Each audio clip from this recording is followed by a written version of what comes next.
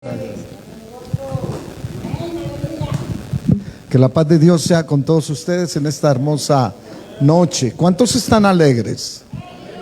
Diga, yo estoy alegre. Dígale al que está al lado suyo, yo estoy alegre en esta noche.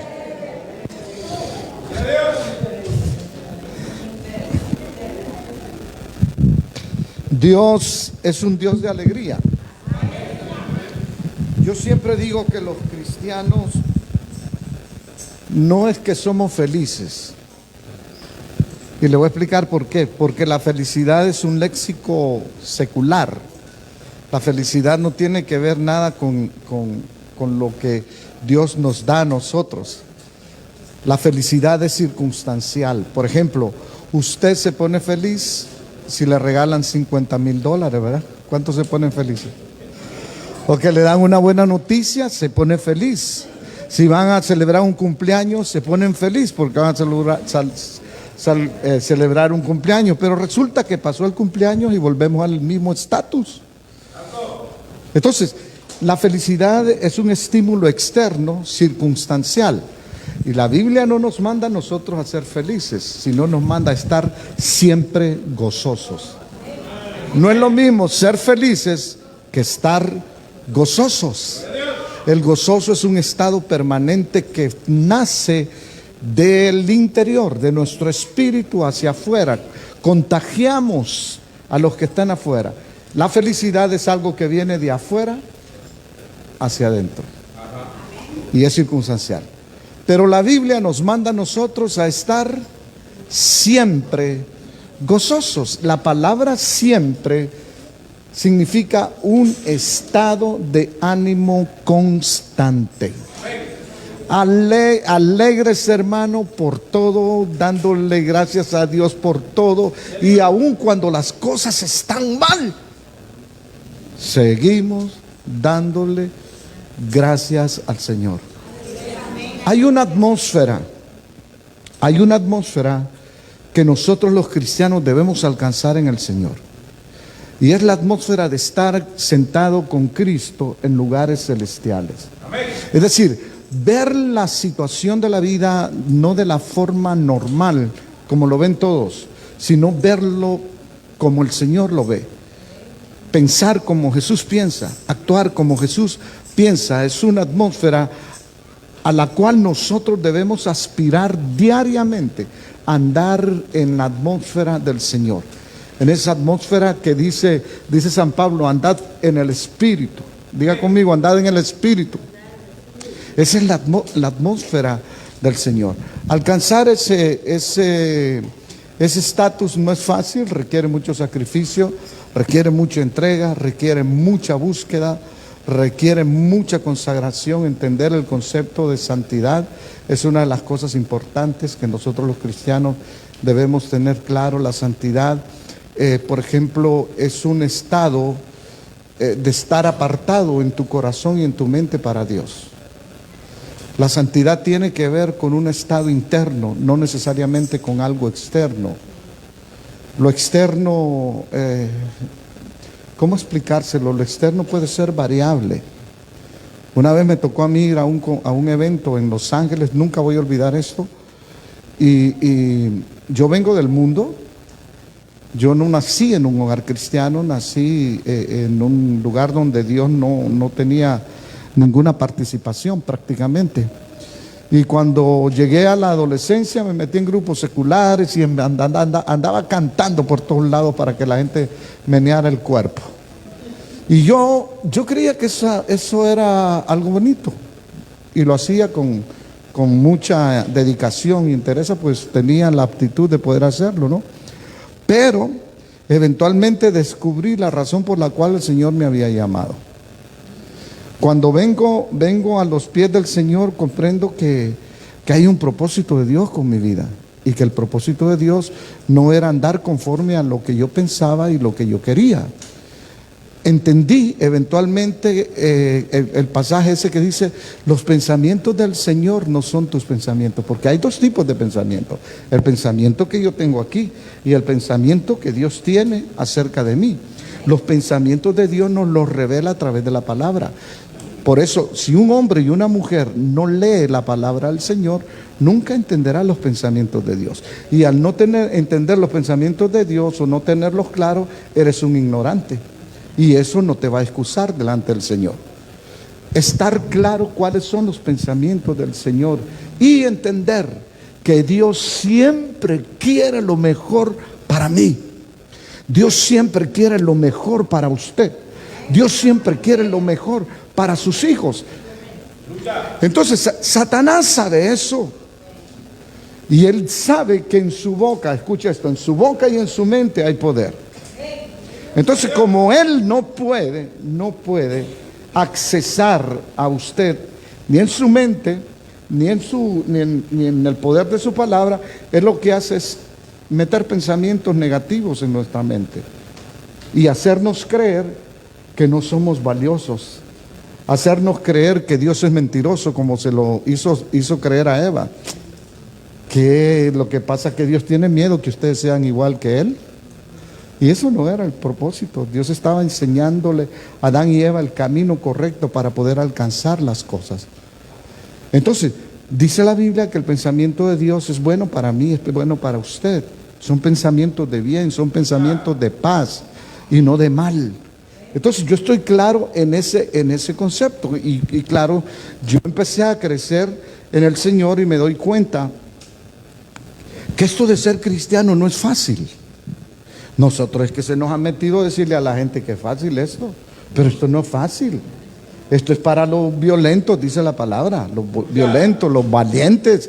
Esto no es comida de trompudo, decíamos en mi país, ¿verdad? Comida fácil. Hermano, Jesús dijo, nadie que no se niegue a sí mismo podrá ser mi discípulo.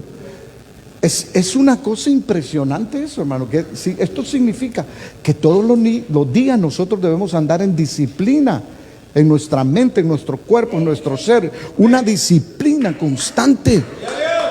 Una disciplina de querer ser santos. Una disciplina para orar. Una disciplina para leer la palabra. Una disciplina para todo lo bueno. Porque nuestros pensamientos, nuestro corazón, nuestra capacidades humanas no fueron hechas para nosotros mismos. Todo esto fue creado por Dios y para Dios. Fuimos hechos por Él y en Él para Él. Diga conmigo, yo fui hecho por Él, en Él y para Él. Diga conmigo, soy de Cristo. Una vez más, no lo soy de Cristo. Y si lo cree, dale un fuerte aplauso. Él es bueno. Él es bueno. Entonces, en ese caminar uno va descubriendo lo emocionante que es la vida cristiana. Y como les digo, no es fácil. No es fácil. Para llegar a esa atmósfera que Dios quiere, nosotros debemos de entender el concepto de entrega que el Señor espera de nosotros para podernos procesar y llevarnos a un nivel de vida diferente. Entonces, hay dos corrientes de pensamientos que nosotros como cristianos debemos saber, y quisiera yo en mi corazón que esta noche usted se vaya diferente, que usted pueda decir, el pastor Renan dijo algo que de verdad valió la pena y ha cambiado mi manera de pensar. Eso es mi anhelo, eso es mi deseo. Yo les decía anoche, yo estaba orando al Señor para venir aquí a este lugar. Para venir, yo le decía, Señor, dame sabiduría, dame mensajes para darle a los hermanos. Pues le digo algo, miren, en esta cuestión de andar en los caminos del Señor hay dos pensamientos contrarios. Es mi pensamiento y el pensamiento de Dios. Y esto nos causa conflictos terribles, hermano. No nos dejan crecer. A veces los pensamientos nuestros son tan errados, y sin embargo luchamos por ellos, andamos en ellos, acomodamos todo a nuestros pensamientos, y esos pensamientos eventualmente se convierten en nuestra voluntad. La voluntad, que es la capacidad de accionar frente a una motivación que tenemos internamente o que nació internamente. Entonces, de repente nos encontramos que somos personas muy voluntariosas. ¿Han oído esa palabra ustedes? Voluntariosas. ¿Y qué entendemos nosotros por una persona voluntariosa? Una persona que siempre hace lo que quiere. Este es un lenguaje que existe hoy. Todos los jóvenes quieren hacer lo que quieren, lo que piensan. Yo creo, esto usted lo va a oír bastante en nuestra época. Yo creo, yo pienso, tú puedes. Hablándole siempre a esa persona que todos conocemos, que existe en nuestro interior, que es el egocéntrico, ¿verdad? El ego. Que ese ego es terrible, hermano. Y ese ego, diga conmigo, ese ego tiene que ser destronado. Ahora mire a la persona que tiene al lado. No le va a caer bien esto que le va a decir. Dile, tu ego. No lo soy. Dígale, tu ego tiene que ser destronado. Porque ese ego tuyo es lo que le estorba a Dios para cumplir su propósito contigo.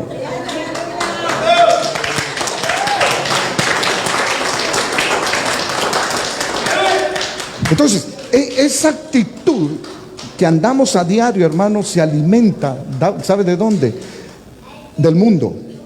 Por eso Jesús dijo, no améis al mundo ni las cosas que están en el mundo, porque ninguna de esas viene de mí. Entonces, yo digo, wow, significa que todo eso que está allí, no lo debo amar.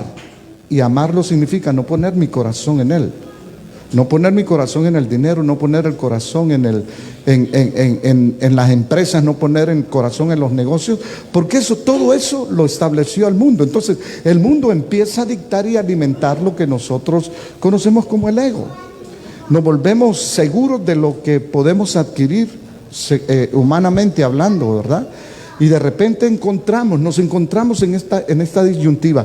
Cuando nos convertimos a Cristo, como veníamos acostumbrados a hacer lo que nos da la gana, Jesús nos dice, el que halló su vida,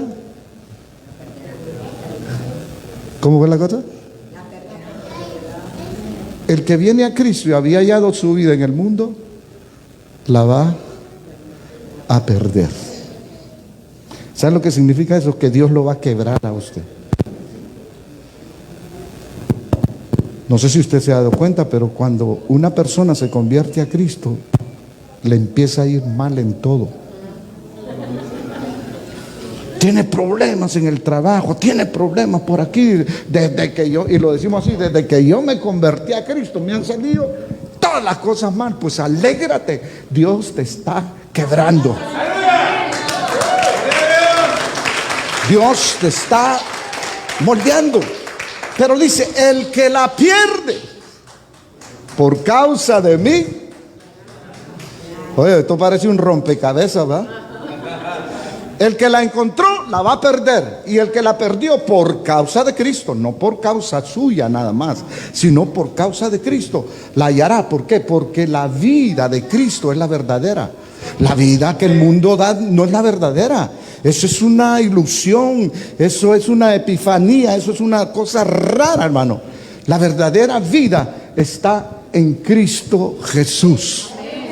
Entonces, cuando venimos al Señor, entramos en ese proceso de muerte, pero estamos muriendo para resucitar a una nueva vida. Una nueva vida en Cristo Jesús, en donde todo mi ser y todos mis pensares tienen que ser de acorde a lo que Dios piensa. Imagínese lo que dijo David. Mire lo que dijo David, para que usted entienda el proceso que debe sufrir nuestro corazón y nuestra mente.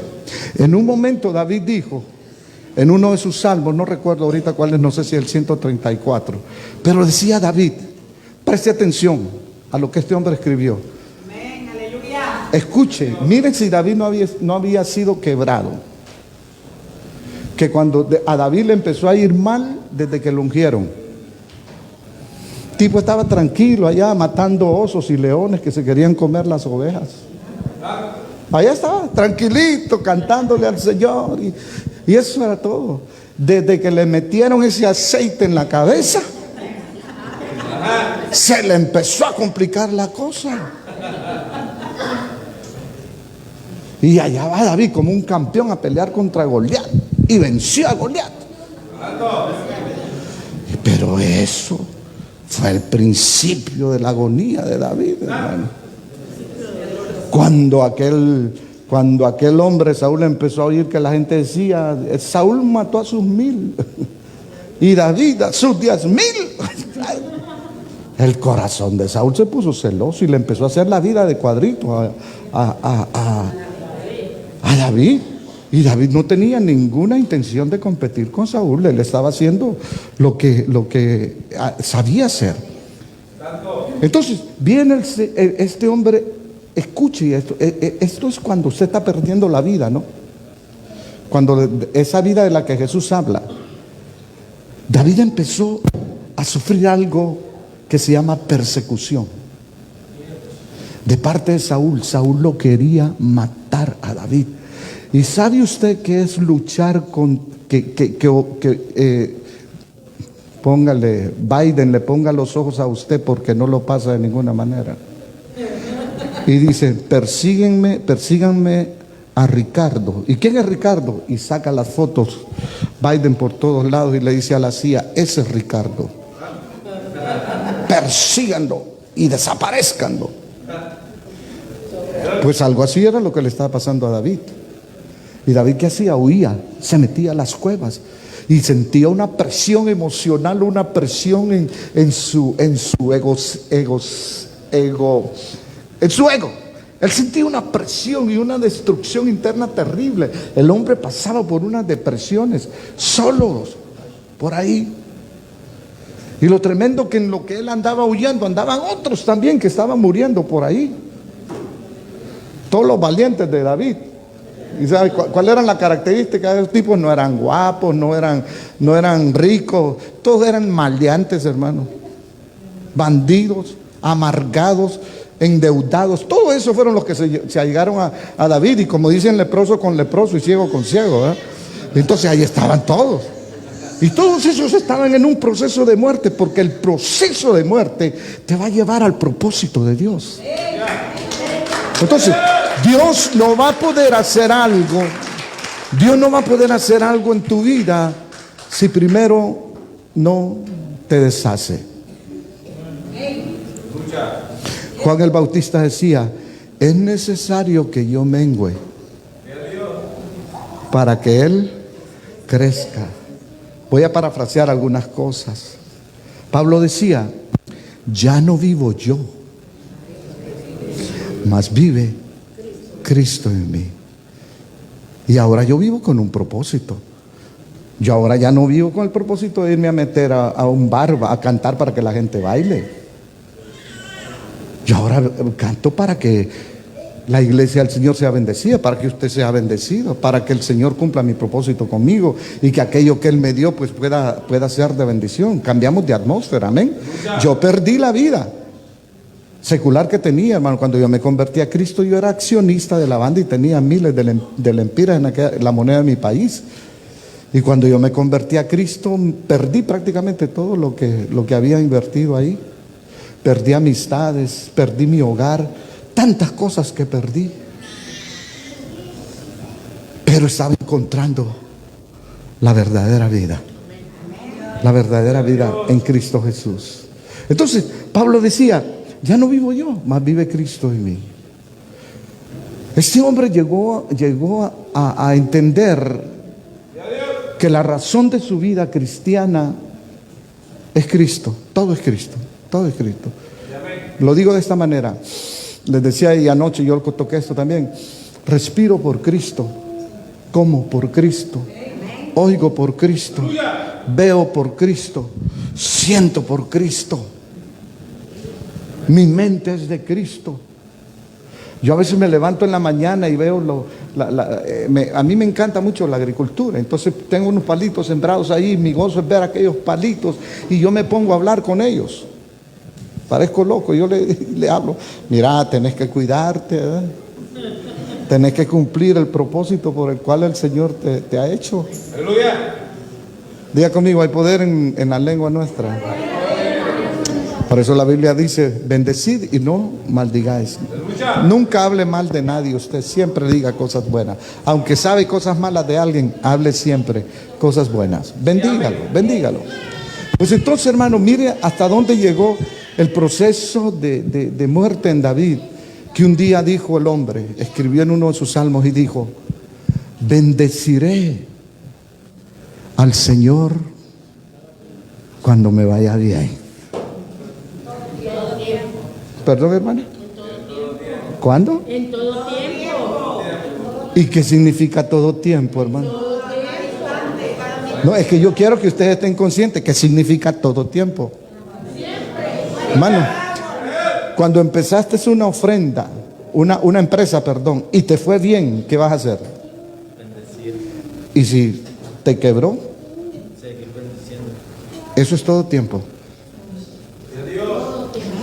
Usted va a solicitar un trabajo y le dicen, está contratada, usted bendice al Señor. Pero si le dicen, a usted no la contratamos, ¿qué va a hacer? Bendecir al Señor.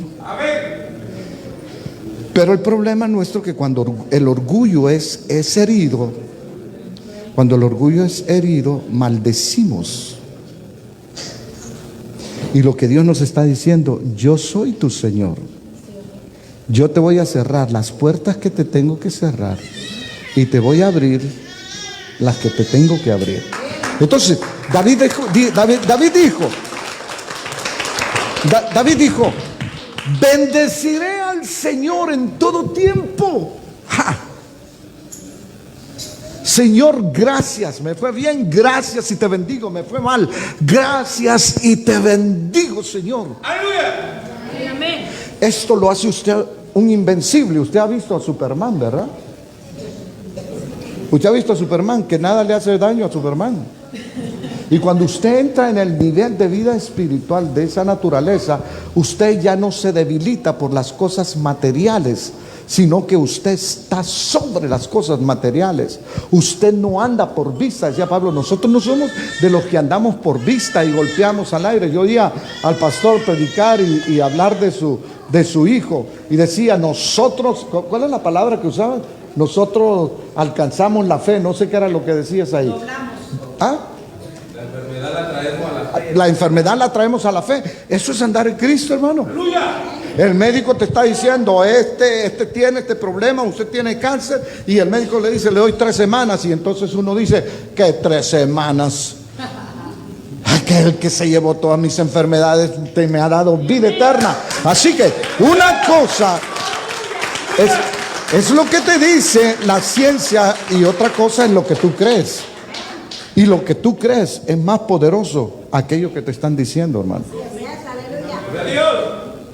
Mira la mujer aquella con el flujo de sangre, dice que había gastado su plata en todos los médicos, en los médicos se había desgastado esta mujer. Y esta mujer dijo, si tan solo tocar el manto de Cristo, voy a ser sano. Y había una multitud de gente ahí, hermano, y aquella mujer tenía algo en mente. Diga conmigo, algo en mente. Tenía un propósito, tenía una fe. Ya había quitado sus ojos de los médicos, se había dado que ellos no podían hacer nada. Se había dado cuenta, ¿no? Entonces viene y dice, voy a tocar a Cristo porque ese sí me va a sanar. Ese sí me va a sanar. Y se metió en la multitud, hermano. Yo no sé cómo hizo aquella mujer, porque eran multitudes las que andaban ahí, ¿no? Y a Jesús lo apretujaban de un lado y de otro, y Jesús caminaba, y los discípulos como guardaespaldas, como escuderos, ahora es la palabra, ¿no? Lo cuidaban ahí al Señor, y lo estaban haciendo del timbo al tambo al Señor. Y la mujer extiende su mano cuando llegó cerca de Jesús y tocó el manto. Tocó el manto.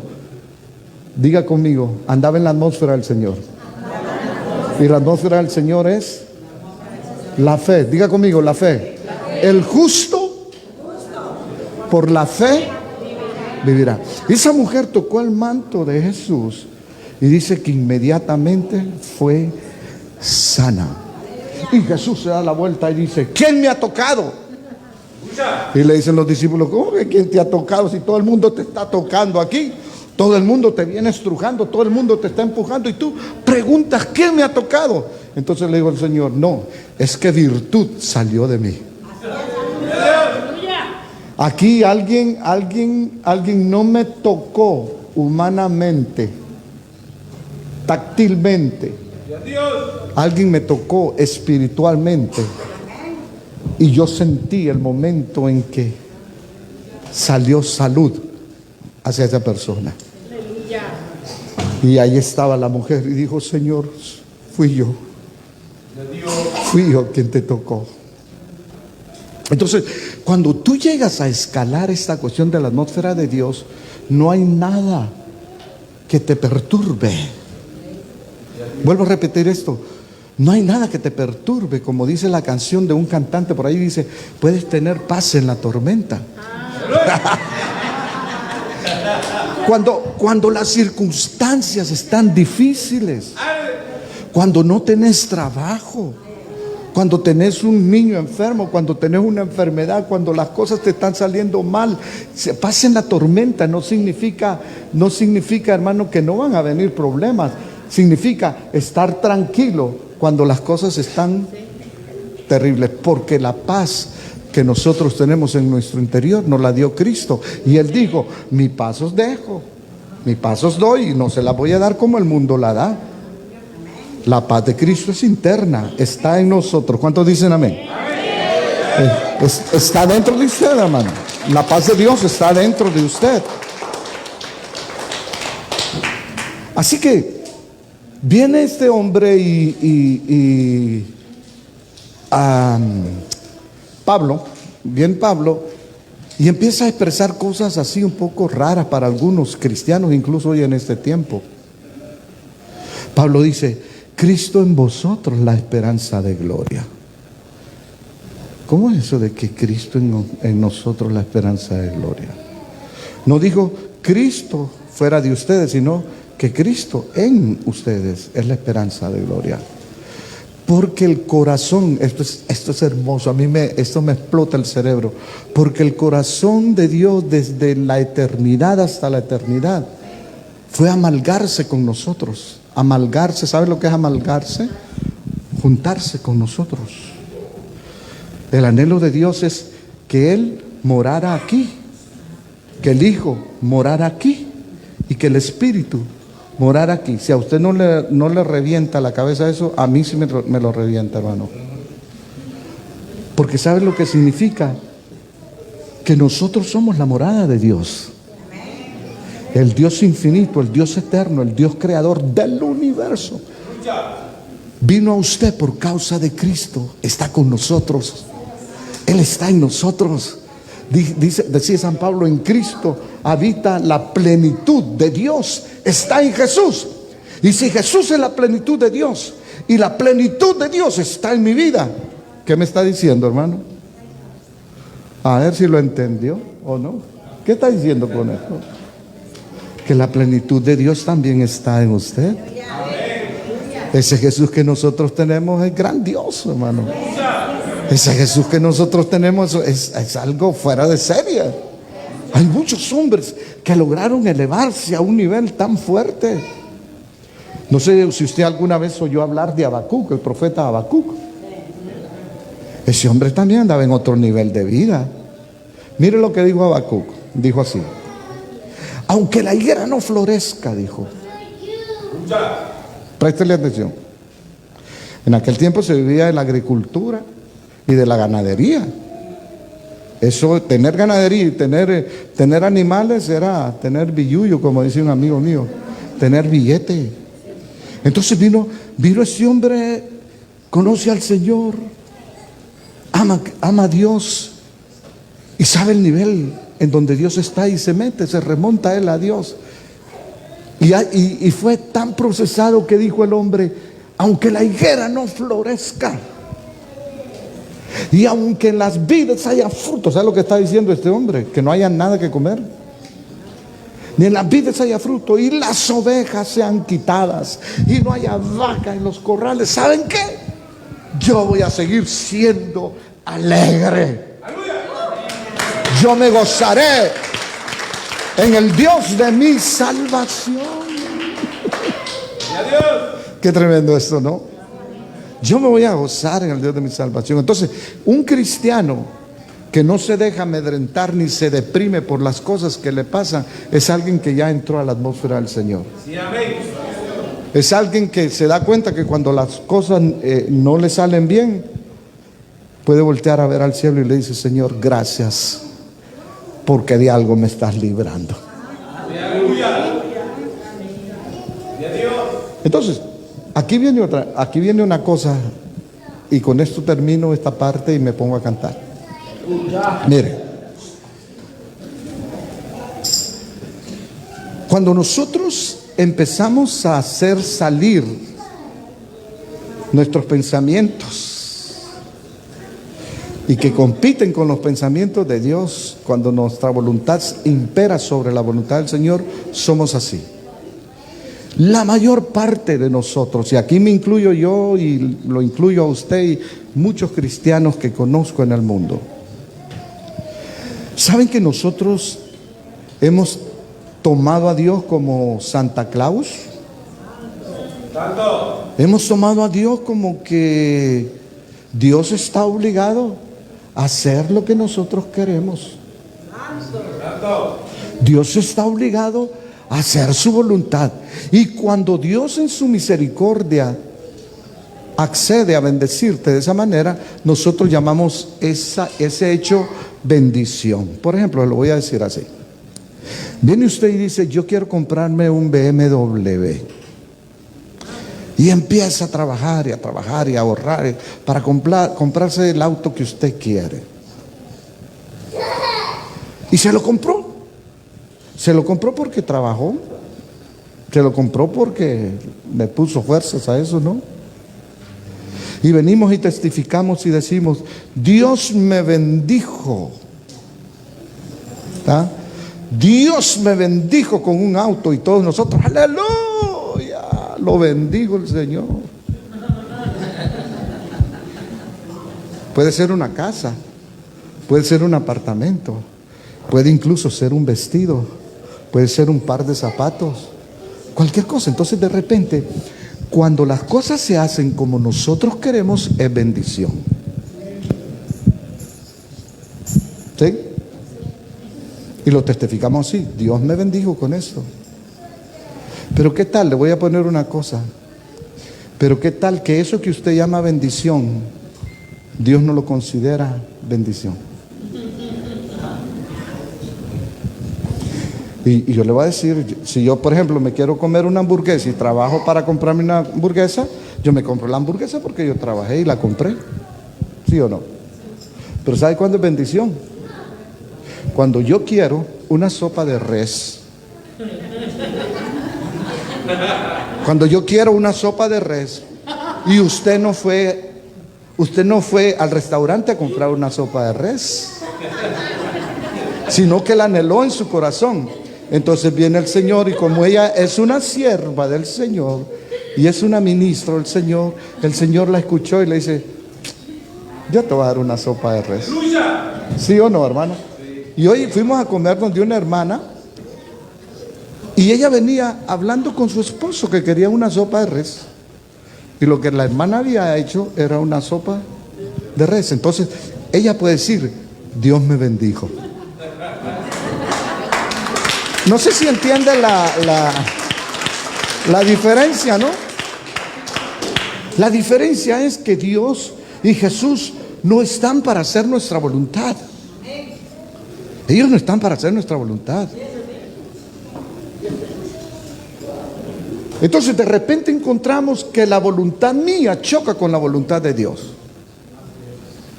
Por ejemplo, yo le voy a parafrasear un texto.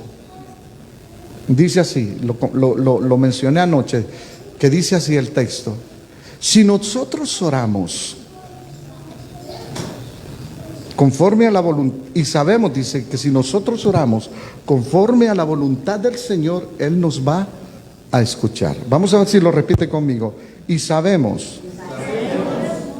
que si oramos conforme a la voluntad de Dios, Él nos oye. Ahora ustedes solitos, porque quiero que se lleven eso hoy. ¿Cómo es que dice? Y sabemos. Que si nosotros oramos conforme a la voluntad de Dios, Él nos va a oír. Repítase usted todos los días ese pasaje hasta que lo introyecte. Y va a haber un día ese pasaje a usted le va a traer una revelación poderosa. Y sabemos que si nosotros oramos conforme a la voluntad del Señor, Él nos escucha. ¿Sabe qué dijo Jesús cuando estaba fuera de la tumba de Lázaro? Vamos a ver, pastor. ¿Qué dijo Jesús cuando estaba fuera de la tumba de Lázaro? Te doy gracias, Padre. Yo sé que tú siempre me oyes. ¿Sabe por qué? Le dijo, porque yo siempre hago. Gloria a Dios. Sé que tú me escuchas porque yo siempre hago tu voluntad. A veces nosotros no entendemos la dimensión de estas cosas y qué es la voluntad de Dios. Aquí va la cosa. Yo le demuestro a usted que todos nosotros los cristianos sabemos cuál es la voluntad de Dios. Pero hacemos caso omiso a ese pasaje, a esa enseñanza. Para el caso, ¿qué es orar conforme a la voluntad de Dios y qué es orar conforme a mi voluntad? Conforme a mi voluntad es que yo voy a un dealer y veo un carro deportivo, me siento en el carro, me siento lindo, siento el radio aquí, siento la palanca, está bien, me gusta el tablero. Y le digo, Señor, dame ese carro, dame este carro. Entonces viene un señor llamado Santiago y te dice, escuche, présteme atención aquí porque si no se perdió esto. Viene, ¿quién les dije que venía? Santiago. Y se pone a tu lado y te dice, tú pides y no recibes porque estás pidiendo mal.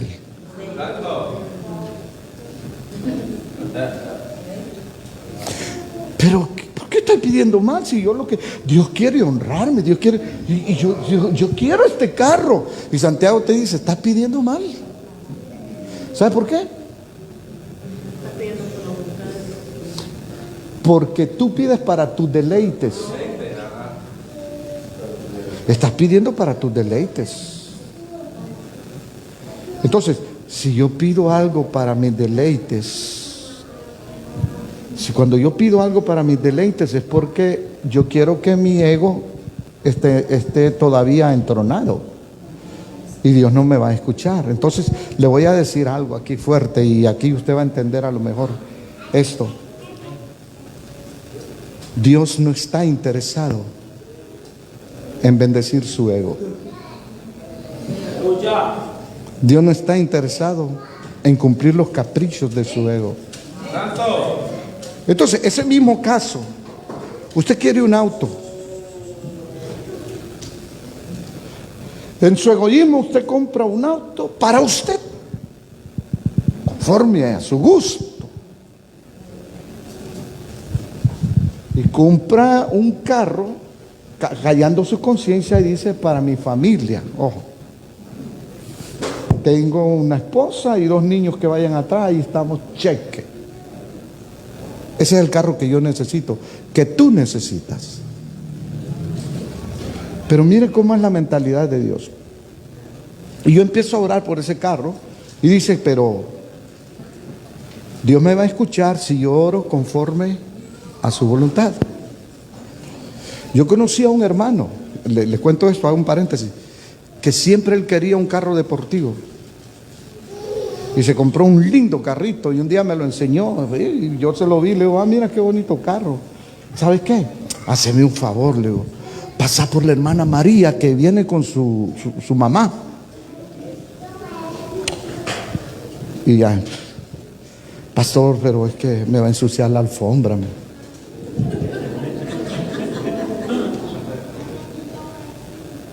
No es lo mismo pedirle al Señor un carro para ti que pedirle un carro al Señor para bendecir tu vida y la vida de otros. Entonces, cuando tú le oras al Señor y le dices: Señor, dame un carro lo suficientemente amplio para mi familia y para poder pasar recogiendo a la hermana María, al hermano Juan, al hermano fulano y todo, este carro es para tu gloria, Señor. Yo le aseguro que Dios se lo va a dar. Porque no está pidiendo conforme a su voluntad, pidiendo conforme a la voluntad de Dios. Porque la voluntad, y aquí le voy a explicar cómo es la cosa, porque la voluntad de Dios es que María venga a escuchar su palabra. Porque la voluntad de Dios es que Pedro venga a escuchar su palabra. Señor, dame una casa con un cuarto para todos mis hijos. Somos así.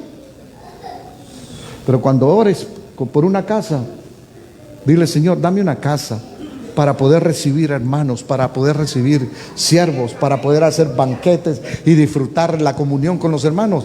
Yo le aseguro que Dios se la va a dar. ¿Sabe qué es orar conforme a la voluntad de Dios? Acostarse y decirle al Señor: Señor, despiértame a las 3 de la mañana para orar. Mi pregunta es: si usted le dice eso a Dios, ¿usted cree que lo va a despertar? ¿Sabe por qué lo va a despertar? Porque usted oró conforme a la voluntad de Dios. Y Él va a usar, aunque sea un sapo ahí, que le entre en el cuarto para que le estorbe los oídos. Y Él va a usar algo, alguna circunstancia, para despertarlo a esa hora. Porque usted está orando conforme a la voluntad de Dios. La voluntad suya quiere seguir durmiendo, pero la voluntad de Dios es: velad y orad.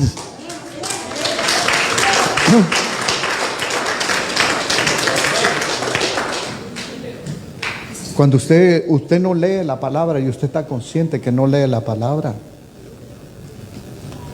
y empieza a orar y decirle: Señor, dame sed por tu palabra, Señor. Dame sed por tu palabra. Y usted ora: Señor, dame sed por tu palabra. Dios no solo le va a contestar, le va a pasar, le va a repasar, y usted va a sentir que es una sed insaciable, hermano. Porque Dios lo va a escuchar. Porque la voluntad de Dios es: si usted lea la palabra. Hay algunos domingueros cadochos, le dicen por ahí, aquellos que vienen a la iglesia cuando les da la gana. Aquellos que cuando ven una nubecita ahí: hermano, te espero en la iglesia. No, es que parece que va a llover, hermano. Y como decía la canción aquella: ay, mamá, me estoy mojando. Y entonces, por cualquier cosita, hermano, nosotros buscamos una excusa para no ir a congregarnos.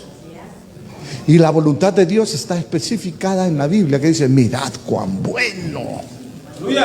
A ver si lo repite conmigo: mirad cuán bueno. Dígale así: mirad cuán bueno es habitar los hermanos juntos y en armonía. Esto, hermano, esto va para aquellos que son inconstantes en esto, hermano. Mire qué tremendo lo que dice el escritor bíblico. Dice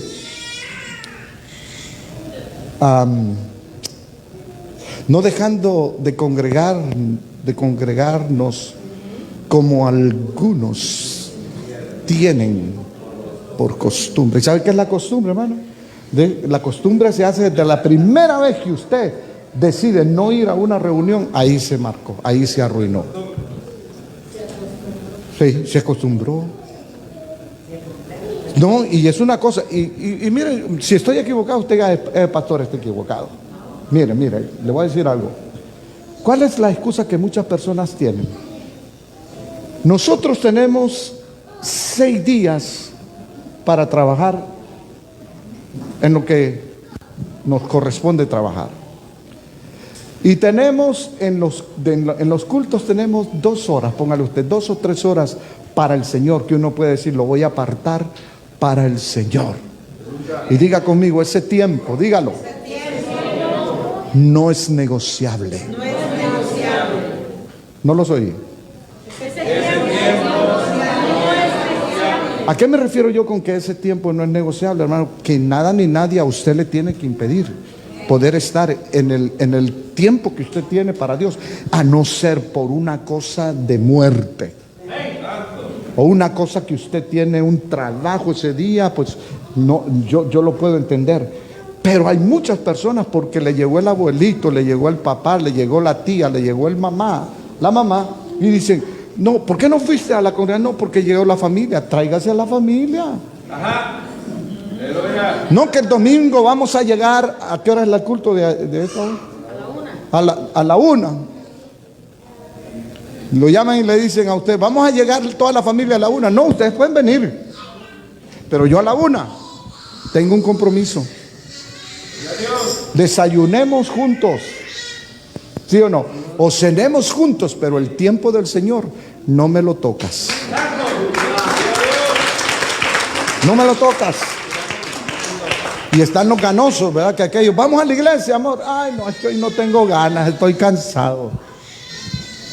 ¿Sabes a dónde vas a llegar en tu vida espiritual? A ningún lado. No a ningún lado. Dios necesita hombres constantes, mujeres constantes, personas comprometidas, personas que den su vida para poder trascender a otro nivel. Aleluya. Al nivel de la atmósfera de Cristo, la atmósfera esa donde andaba Habacuc, donde andaba David, donde andaba Josué, donde andaban todos estos hombres. Josué era un hombre, una persona que mientras todo el mundo estaba comiendo y cenando en su casa, él estaba metido en el atrio, en los atrios, estaba allí buscando al Señor. Cuando Moisés subía a la montaña, nadie le decía a este hombre que anduviera con Moisés, y allí estaba él, se quedaba media montaña. Y si 40 días estaba Moisés allá, 40 días estaba ahí metido en el camino. Porque los hombres y las mujeres de Cristo no necesitan cuerda para funcionar. Termino con esto. Los hombres y las mujeres en Cristo, los genuinamente convertidos, no necesitan cuerdas para funcionar. Más bien los tienes que detener, porque es tanta la fuerza que tienen, que tienes que decirle: pará un poquito, pará. ¿No? Pero hay unos, usted sabe cómo son los muñequitos de cuerda. Ahora ya no hay mucho, ¿verdad? Pero que habían una muñeca que le ponían una cosita aquí y mientras tenía la cuerda caminaba, pero se le paraba y ahí se quedaba. Así hay muchos sin Cristo que hay que decirle: hermano, acuérdese que tenemos culto tal día. Yo no he hablado nada con el pastor. Y le digo la verdad, yo estoy hablando cosas que a lo mejor este hombre dije: este hermano me vino a regañar a los hermanos, pero no, me perdona mi hermano, pero la verdad es que así hay mucho, y no solo aquí, en todas las iglesias. Le estoy hablando en mi iglesia. Hay personas que los tenés que estar llamando: va a ir al culto hoy. Ay, fíjense que no me siento bien. Por favor, ¿qué tipo de cristianismo tenemos nosotros? El Dios nuestro es un Dios de poder. Yo los oí cantar aquí a usted hoy o ayer, que decía que Cristo tiene poder. ¿Cuántos creen que Cristo tiene poder? Trasládese ese poder a usted cuando diga: todo lo puedo en Cristo que me fortalece. Todo lo puedo en Él.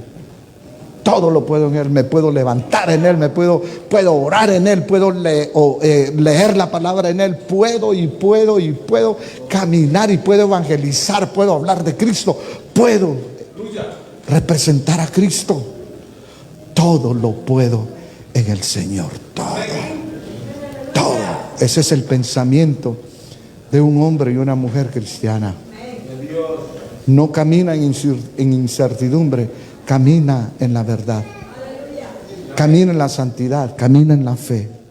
No hay nada ni nadie que lo pueda detener. Aquel que tiene convicciones profundas en Cristo, lo vuelvo a repetir, no necesita que nadie le dé cuerda. Tiene convicciones tan grandes que ahí está. A veces las cosas son, a mí me da tristeza esto en las iglesias, pastor, te lo digo esto, mira. Tú haces una comida y viene un montón de gente, ¿va? Aquí no pasa eso. Sí, vamos a tener una celebración, vamos a hacer un cerdito, si a usted le gusta el cerdo, si a usted le gusta una res, vamos a tener una carne asada. Usted no desayuna ni almuerza. Y viene toda la tribu, ¿verdad? Pero usted dice, hermanos, el próximo sábado vamos a tener una vigilia. ¿Sabe cuántos vienen? Se le fue el gozo. ¿Sabe cuántos vienen? 1, 2, 3 o 4. Y con 4 ya estamos hechos. No es el cristianismo que Cristo nos mandó a vivir. Es algo mayor que eso. Amén. Dígalo, es algo mayor que eso. El Cristo nuestro es un Cristo vivo, un Cristo poderoso. Y en esta noche yo quiero cantar de Él. Quiero cantar de ese Jesús maravilloso.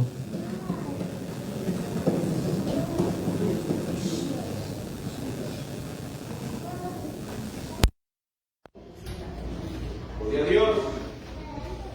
Si usted conoce esta canción, cántala conmigo. Amén, aleluya.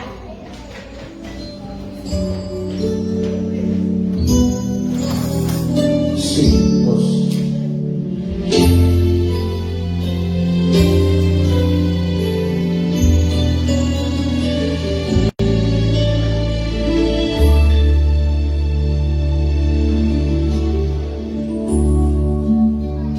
Oh Dios eterno,